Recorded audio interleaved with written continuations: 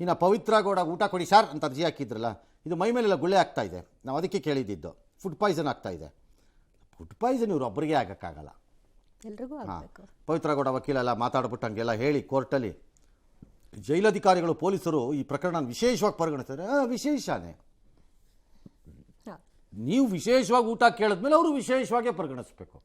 ಬೇರೆಯವ್ರ ಥರ ಬೇಕೆಂತಲೇ ಟಾರ್ಗೆಟ್ ನನಗೆ ಗೊತ್ತಿಲ್ಲಪ್ಪ.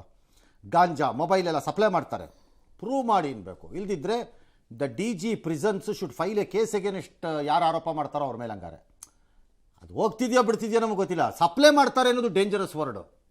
ದುಡ್ಡು ತಗೊಂಡು ಅದನ್ನ ಮಾಡ್ತಿದ್ದಾರೆ. ಸಪ್ಲೈ ಅನ್ನೋದು ಡೇಂಜರಸ್, ಒಳಗೋಗ್ತಿದೆ ಅನ್ನೋದು ಕರೆಕ್ಟ್. ಯಾಕಂದ್ರೆ ಒಳಗೆ ರೈಡ್ ಮಾಡಿದಾಗ ಸಿಗಾತ್ತಲ್ಲ, ಹಾಗೆ ಇದೆಲ್ಲ ಸೇವೆ ಪಡಿತಾ ಇದ್ದಾರೆ ಇವರು. ಮನೆ ಊಟಕ್ಕೆ ವಿರೋಧ ಪಡ್ತಾರೆ, ಸರಿ ಇಲ್ಲ ಅಂತೆಲ್ಲ ಹೇಳಿದ್ದಾರೆ. ನ್ಯಾಯಾಲಯ ಆದೇಶ ಕಾಯ್ದಿರಿಸಿದೆಯಂತೆ.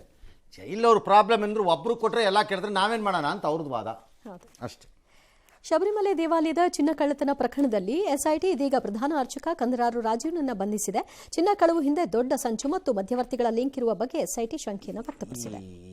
ಇವ್ರು ಪ್ರಧಾನ ಅರ್ಚಕಂದೇ ಪಾತ್ರ ಇದೆ ಅಂತಂದರೆ ಮಾತ್ರ ಅಲ್ಲೇ ಬೆಟ್ಟದ ಕೆಳಗಡೆಲೇ ನೇಣಾಕ್ಬೇಕಪ್ಪ ನನ್ನ ಪ್ರಕಾರ, ಪ್ರೂವ್ ಆದರೆ. ಅದಕ್ಕಿಂತ ಮೋಸ ಇನ್ನೊಂದಿಲ್ಲ.